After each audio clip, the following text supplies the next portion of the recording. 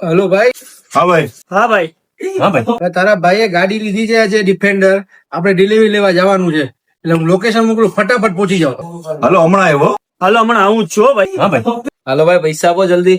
એલા ભાઈ શાંતિ રાખ, આટલું મોટું દાગીનું હતું, મારા ભાઈ આવે ડિલિવરી લેવા. શાંતિ રાખ ને થોડી વાર. ડિફેન્ડર લીધી પણ અહીંયા શું કામ બોલાવ્યો? મોલમાં શું કામ બોલાવ્યો? ઓલા ભાઈ ડિફેન્ડર અચાનક કેમ લઈ લીધી? હાલો હાલો જઈએ.